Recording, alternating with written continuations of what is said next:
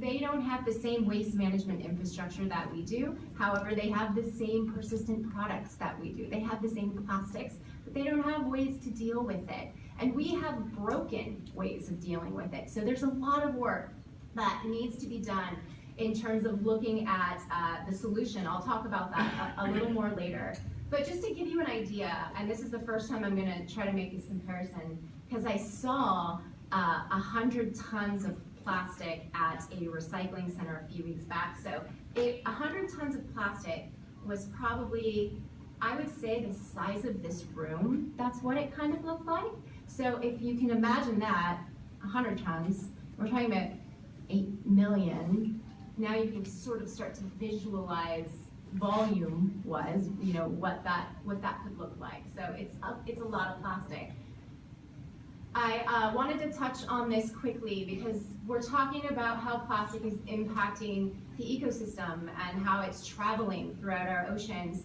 And a lot of people, although we have this intimate relationship with plastic, don't really know what it is, or we don't look at it as a material. Rather, we look at it as products and packaging and things in our everyday life. But when you start to look at it as an actual material and the chemistry behind it and the physics behind how it moves, it's really, really interesting. And I'm sure many of you have seen these numbers on the bottom of many products. A lot of people think that they are recycling symbols, and they're not. They tell you what type of plastic you have. So plastic is made from petrochemicals. When oil is refined, there are chemicals that are used in the manufacturing process. For example, ethylene being one of them. So you can look at number one, polyethylene terephthalate. They literally take these chemicals, create these massive synthetic polymers. That's how you get plastics. They add dyes and additives. But what this chart, why I think it's really important to see this, is they don't all act the same when they get into the water. So for instance, number one, polyethylene terephthalate, that is like your typical plastic water bottle. Let's say you take off the cap, or even let's just say you cut a little square out of it. A little square of a plastic water bottle, put it in the ocean, poke at it a little bit. Who thinks that that's gonna float? Who thinks it's gonna sink? Who has no idea? Yeah, well, it actually sinks. It's just density, right? It's more dense than water, and when you look down the line, you start to see that the different plastics do different things. So it's not just the plastic that we see washing back up on our beaches. I mean, that's the stuff that was floating and the wind pushed back ashore. But there's a lot of plastic on the seafloor, and nobody knows how much. We sample the seafloor, we collect benthic samples in Long Beach, and there's a lot of microfibers, microplastics. There's a lot down there, but it's a big ocean, and this is very new research. The stuff that floats, like I said, some of it will wash back up on the beaches. We see that in beach cleanups. A lot of it is styrofoam, which I'm so happy to share today that we were able to push through a styrofoam ban in Long Beach just last night. It was the most exciting. It was from some of our local research that we did. We do characterization of plastics in the sand with students. So we were able to take that data to the city council and push it all the way through. It was really, really exciting. But for the stuff that doesn't wash back up on beaches, where does it go? And I love this map because this map, as Simon mentioned earlier, we are usually fixated with looking at labels on land, but I think this is probably one of my favorite maps because it shows you the way that the ocean creates these circular currents. They're called oceanic gyres. And they're created by a mixture of a few things. I'll keep it as simple as I can. It's basically water is heated up at the equator, so it will move either north or south. The earth is spinning, so Coriolis effect, it's making things spin, deflecting to the right. And then it, not only is it heated at the equator, but it's also cooled at the poles, so then it starts to sink again. So it all creates these massive circular currents And sometimes people get it mixed up with plastic pollution. They think that the gyres are there because of the plastic, but it's the other way around. The plastic is there because of the gyres. They act like these vortex areas, these circular currents that suck in debris. So scientists wanted to know, what does that look like? How long would it take plastic that left a river, let's say the LA River, a floating piece of plastic, how long would it take for it to get to one of these accumulation areas? So with mathematical models, let's say, this is debris leaving the west coast of the States, the east coast of Japan. Here's 6 months, a year, 3 years, 10 years, and here's 20. So you can see how it's building up, and in fact, I'm just gonna pop back over. If you look back at this current map, the North Pacific has those 2 accumulation areas. Although it's one North Pacific gyre, it has 2 accumulation areas, and you can see them very visibly here, the blue and the red building up. Now, how many of you have heard the term Great Pacific Garbage Patch? You've heard it.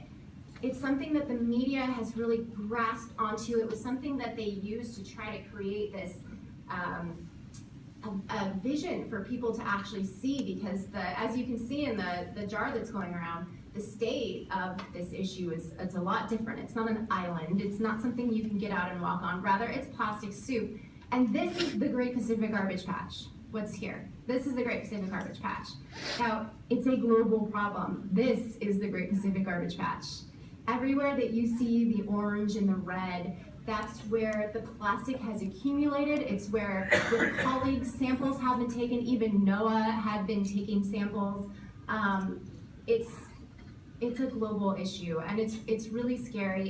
It's growing, but it's something that a lot of people are becoming more aware of. And now we're starting to dive into the complexities of not necessarily the problem, but the complexities of the solution and how to move forward quickly. So back to the Pacific and the work that we've done. Over 20 years, there are various milestones that we have hit as an organization. We were the first with an organization, SCORP, in Southern California to develop protocols to formally sample the plastics out in the gyre. We've worked with NOAA to put trackers on debris.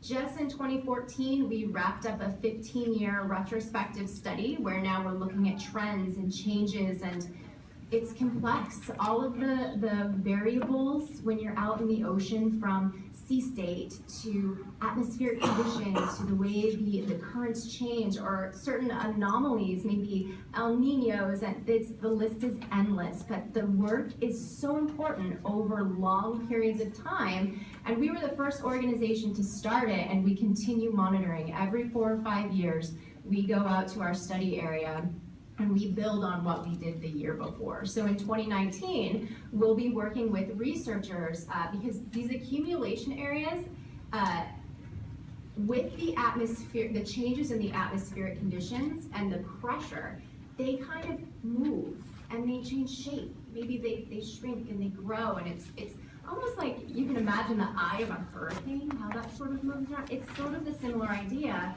So what we're doing right now in 2019 is to work with researchers to try to find the center, the real-time center of these accumulation areas, which is going to be complex, but we're going to take a first step into it and see what we get out of it.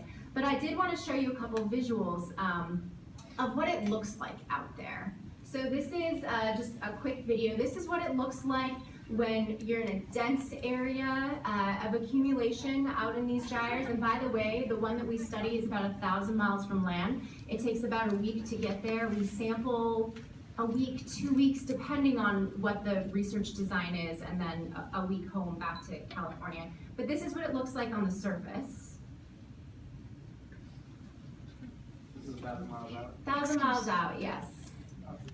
From California, and let's see, how far from Hawaii? Well, I could go back to that map for the visual, but it's the middle of nowhere. It's like being in outer space, basically. And then I wanted to show you guys what it looks like under. So here's a quick. So you can see it's plastic soup. This is why there are no satellite pictures of this stuff. we'll find large items here and there. In fact, I have a video after the next one that shows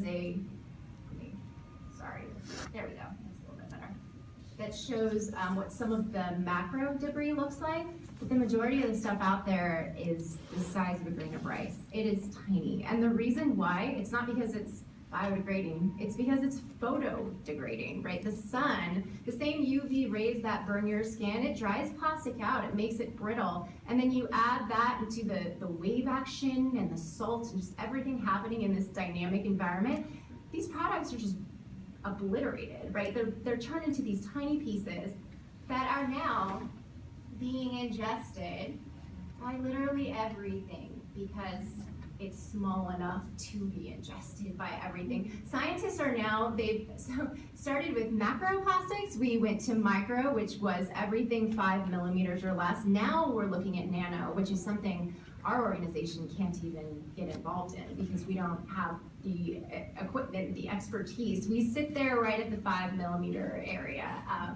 But this is that jar. If you were to pour it out, this is what it looks like. And we collect our samples using a manta trawl. It's similar to like a plankton net. However, it has wings like a manta ray, an open mouth. So everything floating on the surface that gets into that mouth is collected in a cod end, flip it out like a sock, spray it. So it's everything. It's a mix of plastic, plankton, anything that's floating out there. This is an example of something that we found in 2014. It's not just microplastics. The majority are microplastics. However, with the ghost nets, so those are fishing nets that are left behind or lost, and also other debris that is capable of entangling other debris, they start to build these composite types of debris. And this was an 80-foot, I hesitate to call it an island, but our researchers got out and walked on it. In fact, Charlie, he has a video where he's kind of naming coves, and he's an interesting, amazing man. But it shows you how this stuff accumulates. It's attracted to itself, and there's a lot to learn from this in terms of cleanup, right? And thinking about how it moves, how it collects, how it builds up on itself. And in fact, on the islands, the Pacific Islands, the sand in some areas is literally turning into the microplastics because they're acting as, the islands are acting almost as filters. So these currents are coming through, they're spitting out microplastics, and it's ending up on the sand there. So there are some very obvious harms, and then there are some harms that are not so obvious. The obvious ones are entanglement, right? This stuff is persistent. Yes, it breaks down into tiny pieces, but there are many products that take a while to break down into tiny pieces. So they're floating out there and entangling, and the really scary thing about plastics is that after this animal, well, not to say this animal dies, but if an animal dies from either choking on plastic, being entangled, maybe it's clogged to death, once it dies and it decomposes, that plastic just goes right back out into the environment and does it over and over and over again, because this lasts literally, I hate to say forever because that is not a scientific word, but to be honest, we don't know how long it lasts. You can't say, oh, styrofoam biodegrades in 500 years. Have we had it for 500 years? We have no idea. So entanglement is one of the really very obvious ones. Ones that is not as obvious is it acts as artificial habitats, and it sends invasive species around because it lasts so long. So this is a bucket that we found in the North Pacific. I'm not even sure what type of barnacles or organisms this is, but you can imagine it catches a ride on the current, could end up on the west coast of the States, maybe Hawaii, another island, and so we have invasive species. And we also find a lot of intertidal animals on this stuff, things that should not be in the open ocean, but should rather be in tide pools and things that you would see on the coast. So rafting organisms, this is pretty important, and it's something that we monitor in our area. The ingested have the exact same photo that Simon had earlier. When I first saw this, I thought it was fake because I grew up here. We have seabirds, right? Never seen a seabird like this on our coast. But then I learned about these albatross, and they live in the islands right near an accumulation zone, actually our study area, Midway Atoll. And so they forage for food, pick up anything on the ocean surface that they think is edible, end up ingesting it and being clogged to death, or many times feed it to their chicks. I want to take ingestion one step further, and this is something that our organization monitors as well, and we're really right now at a point where we're working with other researchers to figure out how to refine methods or how to really take it to the next step. So this is a lanternfish, specifically Myctophid. Now they account for 55% of the global fish biomass. There are more of these fish than any animal in the world. They are the most important fish on the planet. And they live at the depths of the ocean during the day. It's where they breed, hide from predators, where they live. And every single night, they come up in, the planet's largest migration. It's almost as if, the surface of the ocean has been covered in plankton, the phytoplankton, the zooplankton, and these fish, along with other animals, come up and they graze on it every single night, and then they go back down. So our researchers thought that they would be a really fun fish to collect, and let's look in their stomachs, right? And in 2008, we had a researcher, she's now with NOAA actually, who published a study on the lanternfish where we collected roughly 400, I think it was like 385, opened their stomachs up and found that nearly 40% of them had plastic in their stomach. The record holder had 84 pieces of plastic in their stomach. So where our thought process is going next is a couple things. We know that toxins accumulate onto plastics. They're attracted to it, so things like pesticides, flame retardants that are in the environment, they absorb onto the plastic itself. So whatever's ingesting the plastic is also ingesting a higher dosage, if you will, of the toxicants in the surrounding seawater. So that's something that we're working with Cal State Long Beach to look at. How are those toxicants affecting these fish? And they're using proteomics to look at changes in proteins and things like that. But the other question that we are thinking about, we really have no idea where to take this, is imagine these fish have to get back down to the ocean, right? Or to the depths of the ocean every night. It's what they have evolved to do. But their stomachs are full of this buoyant plastic. Is it like trying to swim to the bottom of a pool with floaties on? Are they able to make it down there? How can they swim with so much plastic in their stomach? So are we threatening this species that is vital to the entire ecosystem when we look at the ocean? That's kind of just an overview. I could talk for days and days about this stuff, but I think my time is up. If you guys have any questions about what we do, about our research, we have free education programs, again, for teachers and students from kindergarten to college. We work with, and adults, we work with everybody.